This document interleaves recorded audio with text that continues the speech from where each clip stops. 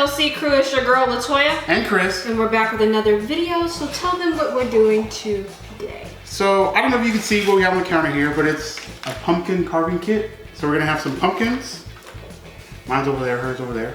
Then we're gonna carve, we're gonna have a pattern, we're gonna carve out and see who does a better job of carving out their pumpkin. If you're new to this channel, make sure you like, comment, and subscribe. I know that, like I said, we be doing different things, and like I said, it's because we're still trying to figure out what direction we're trying to go in. So this is my pumpkin. I had a smaller one because I actually wanted one that was like somewhat symmetrical. Round, whatever. I mean, some of them pumpkins look like they was abused. And so mine, I used to see mine's a little bigger. And the front of mine is the form, but I'm gonna be carving on this side because this side's more round. So we're gonna look to these little things we got and see if we can find a pattern that we want to use. This is the one I'm gonna do, y'all. Yellow cloudy, yellow cloudy. I don't know if y'all can see that, but yeah, there you go. That's the one I'm gonna try to do. Okay, so now we have the little stencil mounted onto the pumpkin. I guess I can show you the tools. It just we got these little things at Target. So it's just two little, small little, like knives. One's looks like this, serrated, and then another smaller one. It's got this little hole poker, and then it's got, I guess you trace out the little things with this little wheel thing. So I never carved a pumpkin, y'all, so. I haven't carved a pumpkin since I was like really, really young. I guess if you can cut a cake, you can carve a pumpkin. I don't know, like if it's that much more difficult. You know, back in elementary school when you had to carve in or color in lines, I guess this is what this is like. The only thing is you're using a knife. Don't be taking no excuses from me neither if my pumpkin turns out better. I don't assume yours is going to turn out better. Because I'm confident in my ability and my skills. We're thinking about trying another challenge on our channel. Still trying to work out the logistics. Probably like a blindfolded face painting challenge in the spirit of Halloween. Now, if you happen to see the video after Halloween, then you guys just have to keep in mind that we have an editor. And he has very popular YouTubers that he works with, so their videos probably take precedent over ours, and we don't always get them back right away. But he does a really good job, so. I forgot to tell you, obviously you already cleaned out these pumpkins before we started carving them. Oh no, we didn't. We just started carving them with the guts. Well, I was just saying, like, just in case you didn't know, they're like, yeah, we cleaned them out beforehand, so. It's not like we carving it fully.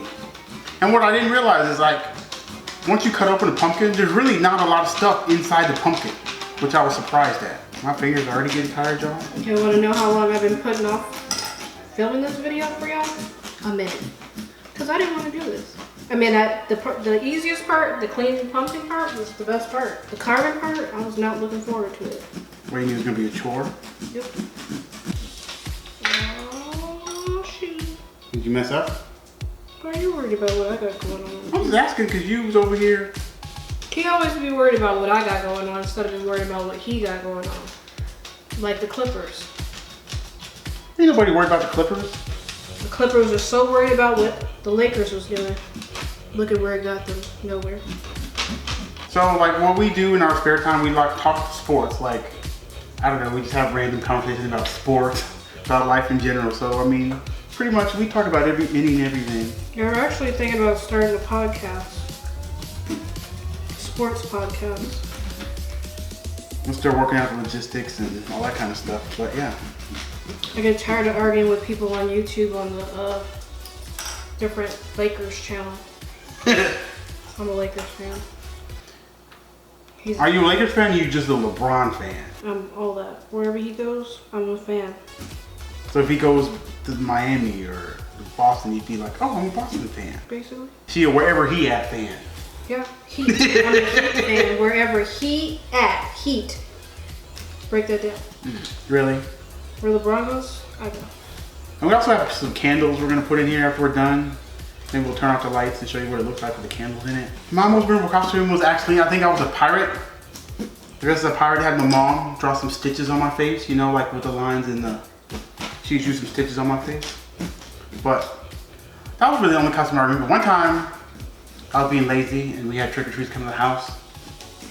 And I dressed up as a ghost, but I just put a sheet over my head. Let's go. Like an actual bed sheet. Yeah, chill. What was your best costume? I had a few. One of the years I was Homie the Clown. Homie don't play that? How you dress up as Homie the Clown? You have the makeup and everything? Yeah, my mom, I had like the sweats and everything with the clown hair. I don't know why I would want to be that because I wasn't that young, that old.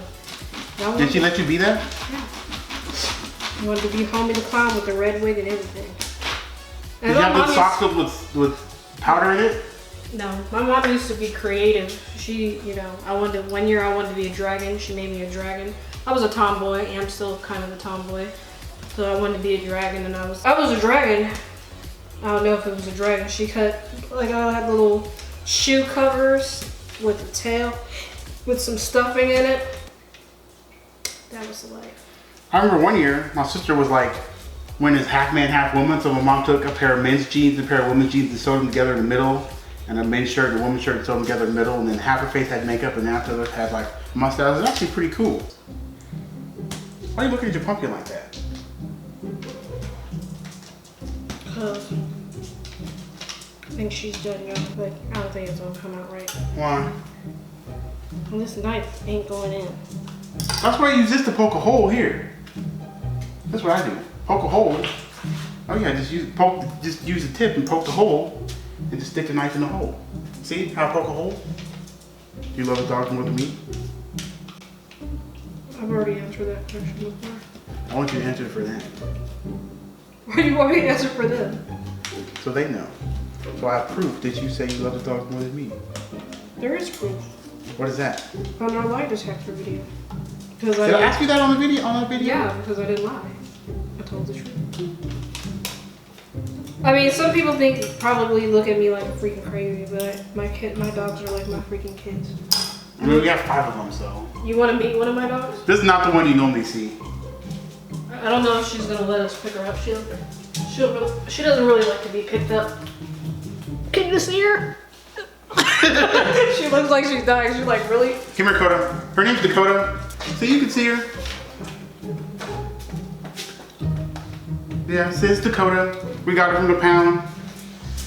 She's our special dog. Maybe one day we'll tell y'all a story of everything that's going on with her and all the issues we have to go through with her. I mean, we don't have as many problems as we thought we were gonna have with her, but she has to eat like a slurry, which is basically like a liquid kind of. So we just take her dog food, mix it with water, and put it in the blender. It kind of makes it like like oatmeal consistency, I guess. Basically, she has this condition called mega esophagus, where when she was born, her esophagus basically was strangled, so she couldn't get food down. And then it was like a little pouch. And then she had like a little pouch, so every time she would eat, she would throw up, and it was bad. Like when we first got her, they just told us, oh, she just looks like that because like she was super, super skinny. And she was a puppy, but they were just like, oh, she just looks like that because she's been out in the wilderness and she's probably been eating like bad. So she's probably just throwing up and stuff. LT Googled, she was doing some Googling. She's like, I think she has mega esophagus. And I was like, what is that? So then she Googled it and then we took her to the vet. Our vet had never dealt with it before. Our vet was great. She took like x-rays like, oh yeah, that's what she has. And then we found the specialist in San Antonio. So we took her to the vet. And they were like, basically, I've never done this surgery before. There's going to be a high chance that she may not survive it. So he's like, if she lives, I'll charge you $1,000. If she dies, I'll charge you $500. I thought he said if she dies, he won't charge you anything. I don't really remember. Who tells somebody that? Like, if she dies, and I'm like, and I don't want you gambling with my dog's life. You got me messed up. So obviously, we didn't use that doctor. I mean, he would have been a hell of a lot cheaper, but I was like, nah, bro. Because the surgery was not cheap. No. And we're talking thousands of dollars on a dog that we literally had this dog maybe what, 2 or 3 months, if that? Some people are just like, I wouldn't be going through it. Well, like before we had her surgery, like literally we had to like feed her, and then we had to hold her upright for 30 minutes to let her food go down. Because basically, when have esophagus, she had surgery, but before she had surgery, basically the way esophagus works is you have to hold them upright so the food goes down by gravity rather than their body force it down their stomach. So you literally have to hold them upright to let gravity do the work and get the food in their stomachs. They basically did the surgery in the morning. Oh yeah. They did the surgery in the morning. I was paranoid because I was just like, have to call again, like, because I need to know my baby okay, because I'm about to act a fool. But when he finally called, and they kept us updated throughout the day on our surgery, and then The next day, he was like, you can come pick her up. And when we picked her up, she was like, she just jumped in my arms, and I'm like, you should be jumping in my arms. Like she acted like nothing had happened. She was so happy to see us, and then, but like, obviously she was on medication, so we were dropping back the same day. Like we had her in the car, and she was in the crate in the back, and you could see she was like standing up, then she just collapsed, like, because like she was so like out of it, she just like fell. And she probably slept for what, like almost 2 days. Yeah, she whimpered a little bit, like, because that's one of the side effects if you've had anesthesia or your dog has ever had anesthesia. We get our dog's teeth cleaned, and yeah.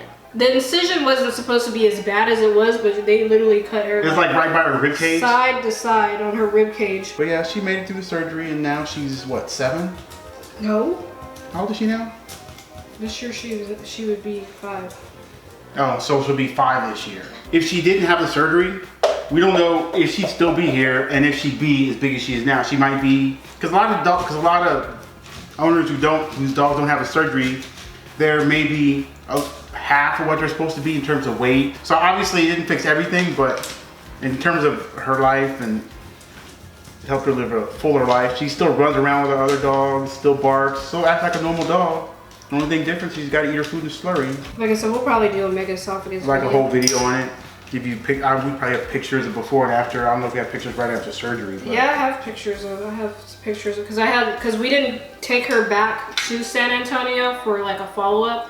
She actually went to her regular vet here, so we had to send him like pictures so he could see how like the he was incision healing and all that and kind of stuff. Yeah, I should have picked a less intricate pattern because this is taking a lot longer than I thought. So yeah, we have some candles we'll put in here after we're done, and then see what it looks like. A hot shitty mess. All right, y'all, we finally finished carving, and let me just say, people that be trying to say that this stuff is easy, they be lying. This is what mine look like. And I ain't even perfect. I had to freehand some of this because the paper kept ripping. This is mine. It looks just a bunch like a random holes. Don't look like no spider webs or nothing. So we're gonna light them up for you, and then you guys can tell us what y'all think. I already know. I was actually feel a little less confident, but actually seeing the way that his pumpkin turned out, I'm feeling real confident. It doesn't look as bad as I thought it did. Mine doesn't. Let me move mine's closer. Actually, mine doesn't actually look half bad. It looks better with a candle in it. See, it doesn't look half bad. So let us know in the comments who you think won. Team LT, this? Team Chris. So this is Chris. And hers is a ghost with a pumpkin. So let us know who you think won. And remember, if you're new to this channel, like, comment, and subscribe. Yes. And we'll probably link down, we had this other video we did a couple years back where we did a decorating. That is hilarious. So make sure you check that out. Tell us what you want to see, because like I said, we don't mind doing what y'all want to see. Tell us what you want to see down in the comments, and we out. Later.